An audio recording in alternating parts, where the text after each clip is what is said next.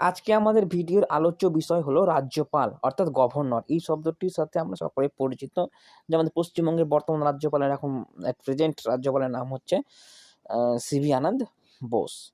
তো রাজ্যপাল কে? রাজ্যপাল হলেন একটা রাজ্যের চিফ এক্সিকিউটিভ। ইনি সেন্ট্রাল গভর্নমেন্টের এজেন্ট হিসাবেও তিনি কাজ করেন। আবার কখনো কখনো একটা রাজ্যের একটা মাত্র গভর্নর থাকবে, যে কোনো একটা রাজ্যে একটা মাত্র গভর্নর থাকবে। কিন্তু সেভেন্থ সিটিজেন অ্যামেন্ডমেন্ট অ্যাক্ট 1956 অর্থাৎ সপ্তম সংবিধান সংশোধনী 1956-এ বলা হয়েছে যে না, same person as a governor for 2 or more states can be appointed. একটা পার্সন মানে একটা রাজ্যপাল একেরও দুইয়েরও বেশি রাজ্যের রাজ্যপাল হিসাবে অ্যাপয়েন্ট করা যেতে পারে। লোকসভার ইলেক্টেড মেম্বার্স, রাজ্যসভার ইলেক্টেড মেম্বার্স, লোকসভার ইলেক্টেড মেম্বার্স, রাজ্যসভার ইলেক্টেড মেম্বার্স আর অল মেম্বার্স বিধানসভার ইলেক্টেড মেম্বার্স, এই তিনজন, এই তিন লোকসভা, রাজ্যসভার আর বিধানসভার যে ইলেক্টেড মেম্বারগুলো থাকে তারা গভর্নর ইলেকশনে যোগ দিতে পারেন। Supreme court 1979 Hargobind Pant case, Hargobind Pant case খুব ইম্পর্টেন্ট একটা টপিক। হরগোবিন্দ পান্ত কেসে governor is not employee of central government, তার সেই কেসে হয় রায় দিয়ে যে governor is not employee of central government. Indian citizen হতে হবে এবং মিনিমাম 35 ইয়ার্স ওল্ড হতে হবে, সংবিধানে যেটা বলা আছে। 1983 to 88 সারকারিয়া কমিশন হয়েছিল, যেটা সেন্ট্রাল স্টেট রিলেশন সম্পর্কে আলোচনা করা হয়েছে এবং তাতে বলা হয়েছে যে ওয়াক অফ লাইফ অর্থাৎ রাজ্যপাল মানে গভর্নর জীবনে কিছু অ্যাচিভ করে থাকবে, জীবনে কিছু অ্যাচিভ করে থাকবে এমন একটা মানে তাকে কাজ করতে হবে। নিজের রাজ্যপাল নিজের রাজ্যের পার্সন তাকে হলে হবে না, আর নো পলিটিক্যাল ইনভলভ, একটা রাজ্যপালকে কোনো পলিটিক্যাল ইনভলভ হলে হবে না, এটা সরকারিয়া কমিশনে বলেছে। এবার চলেছে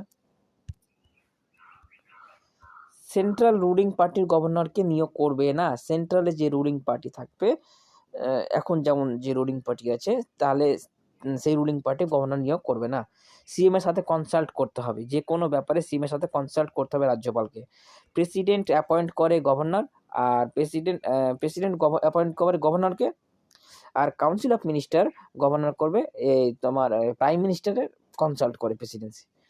গভর্নরকে শপথ বাক্য পাঠ করান কে? Chief justice of high court. প্রশ্ন আসতে পারে এরকম যে রাজ্যের গভর্নরকে শপথ বাক্য পাঠ করান কে? Chief justice of high court. যে রাজ্যে থাকবে সেই সংশ্লিষ্ট রাজ্যের chief justice of high court. Otherwise senior most, যে হাইকোর্টের সিনিয়র মোস্ট জাস্টিস থাকবেন তিনি করবেন রাজ্যপালকে শপথ বাক্য পাঠ, আর প্রেসিডেন্ট অ্যাপয়েন্ট করবেন। ঠিক আছে। এমপি এমএলএ পদে থাকলে হবে না, অর্থাৎ যে রাজ্যের সেই মানে কোনো পার্সনকে যদি কোনো রাজ্যের রাজ্যপাল বানানো হয় তাহলে তাকে এমপি বা এমএলএ পদে কোনো থাকলে হবে না। বয়স কমপক্ষে 35 বছর হতে হবে।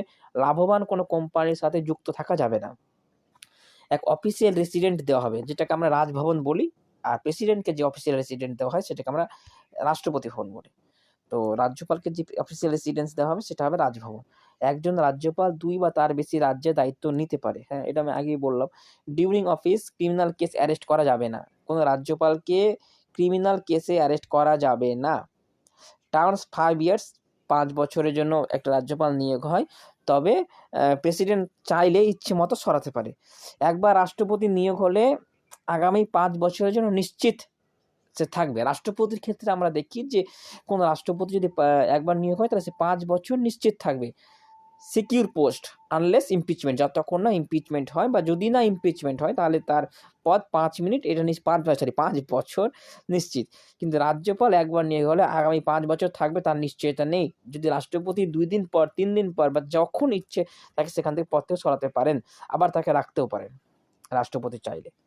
রাষ্ট্রপতি সাংবিধানিক অপসারণ কারণ সংবিধান ক্ষুণ্ণ করার অভিযোগ, রাষ্ট্রপতির বিরুদ্ধে অভিযোগ আনলে যে তিনি সংবিধান ক্ষুণ্ণ করেছে, তাহলে সংবিধান রাষ্ট্রপতিকে ইমপিচমেন্ট করতে হয়। লোকসভায় রাজ্যসভায় ইমপিচমেন্ট মেজরিটিতে পাস করাতে হবে, তাহলে প্রেসিডেন্ট অপসারণ হবে, রাষ্ট্রপতি অপসারণ হবে, রাষ্ট্রপতি সেই পদ থেকে সরবে।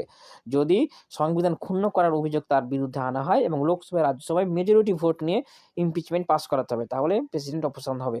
কিন্তু রাজ্যপালকে পদ থেকে সরানোর কোনো সাংবিধানিক কারণ নেই, সম্পূর্ণ রাষ্ট্রপতির উপর নির্ভর পদ থেকে সরানো কিংবা পদে রাখা তাকে। 1989 যে ন্যাশনাল ফ্রন্ট গভর্নমেন্ট এসেছিল, ভিপি সিং যে হেড হয়েছিল 1989-এ, যে গভর্নমেন্ট ন্যাশনাল ফ্রন্ট গভর্নমেন্ট এসেছিল ভিপি সিং, তখন তিনি এইরকম ঘটনা ঘটেছিল অবশ্য ইতিহাসে একবার, যে সকল রাজ্যের তৎকালীন রাজ্যপাল রিজাইন করতে বলেন। 1989-এ ভিপি সিং এর সরকার এসেছিল ন্যাশনাল ফ্রন্ট গভর্নমেন্ট, তখন বলেছিল যে সকল রাজ্যের তৎকালীন যে রাজ্যপাল তাদের রিজাইন করতে হবে, এবং কিছু রাজ্যপাল অবশ্যই অ্যালাউ করেছিল। তারপর আবার কিছু বছর পর 2 বছর পর 1991-এ পিভি নরসিমহা রাওয়ের কংগ্রেস আবার যখন ফিরে এলো, পুনরায় ওই 14 জন রিজাইন যে গভর্নর ছিল তাদেরকে আবার নিয়োগ করা হয়েছিল। সুতরাং সেন্ট্রাল ও several times governor elected associated থাকে, যদিও এটা সরকারি কমিশনে বলা নেই। আচ্ছা, প্রেসিডেন্ট রিঅ্যাপয়েন্ট করতে পারে গভর্নরকে, কোনো লিমিট নেই, এতে কোনো লিমিট নেই। মেয়াদ শেষ হয়ে গেলেও যতক্ষণ কোনো নতুন গভর্নর নিয়োগ হয় ততদিন থাকতে পারবে। পাওয়ার্স কি? রাজ্যপাল মানে গভর্নর অ্যাডভোকেট জেনারেল, রাজ্যের যে অ্যাডভোকেট জেনারেল তাকে নিয়োগ করে, যেমন যেমন অ্যাটর্নি জেনারেলকে রাষ্ট্রপতি নিয়োগ করে, তেমনি অ্যাডভোকেট জেনারেল, রাজ্যের অ্যাডভোকেট জেনারেলকে তোমার গভর্নর বা রাজ্যপাল নিয়োগ করে। স্টেট ইলেকশন কমিশনারকে নিয়োগ করে। স্টেট ইলেকশন কমিশনার যেটা মানে যে স্টেট ইলেকশন কমিশনার রাজ্যের ভোট করায় না, পঞ্চায়েত ভোট যে করায়, সেই state election commissioner. State public service commission, পিএসসির যে চেয়ারম্যান বা পিএসসির যে চিফ, তাদেরকে নিয়োগ করেন আমাদের রাজ্যপাল। সিএমকে শপথ বাক্য পাঠ করান। লক্ষ্য রাখবেন যে স্টেটের যে সংশ্লিষ্ট রাজ্যের সিএম সংবিধান মেনে কাজ করছেন কিনা, এটা তার লক্ষ্য রাখার বিষয়।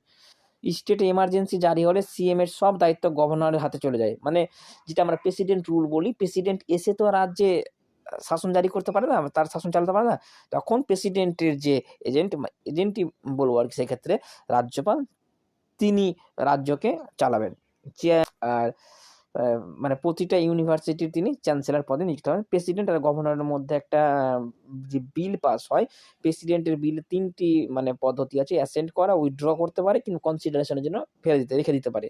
আর গভর্নর অ্যাসেন্ট করতে পারে, উইথড্র করতে উইথহোল্ড করতে পারে কোনো বিলকে, কিংবা কোনো বিলকে কনসিডারেশনের জন্য রেখে দিতে পারে, কিংবা তিনি reserve the bill for president, তিনি প্রেসিডেন্টের হাতে ছেড়ে দিতে পারেন কোনো বিল যদি, তাহলে এই 3 রকমের বিল প্রেসিডেন্ট আর গভর্নরের হাতে নিয়োগ থাকে।